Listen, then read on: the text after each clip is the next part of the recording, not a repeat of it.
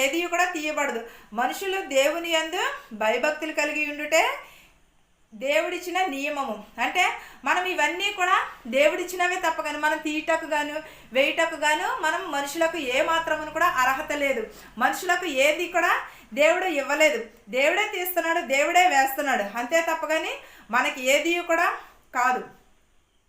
ముందు జరిగినది ఇప్పుడును జరుగును, జరగబోవునది పూర్వమందు జరిగినదే. జరిగిపోయిన దానిని దేవుడు మరలా రప్పించును. ఏంటంటే ముందు జరిగినది ఇప్పుడును జరుగును, జరగబోయినది కూడా మళ్ళీ జరుగుతుంది. అది ముందు జరిగిపోయినది కాబట్టి అది మళ్ళా జరుగుతున్నదని చెప్పుచున్నాడు.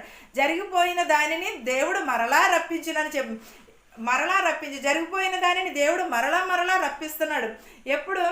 ఇప్పుడు ఇదివరకు ఇది జరిగినది కానీ మళ్ళీ కూడా ఇప్పుడు జరుగుతున్నదని చెప్పుచున్నాడు. మరియు లోకమందు విమర్శన స్థానమును దుర్మార్గతం జరుగుటయు న్యాయముండవలసిన స్థానమును దుర్మార్గత జరుగుటయు నాకు కనబడని. ఏంటదని? మరియు లోకములో విమర్శన స్థానము దుర్మార్గము జరుగుటయు న్యాయముండవలసిన స్థానమును దుర్మార్గము జరుగుటయు దానికి కనబడెను. ఎలాగ? నిజమే కదండి. ఈ రోజుల్లో చాలామంది దుర్మార్గులు మోసగాళ్ళు వీళ్ళే ఎక్కువ ఉన్నారు. వాళ్ళకే కూడా రోజు కూడా వెళుతుంది.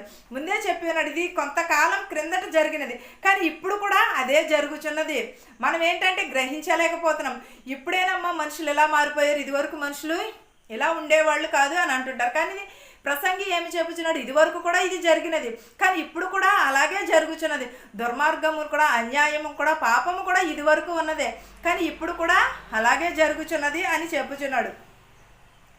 ప్రతి ప్రయత్నమునకును ప్రతి క్రియకును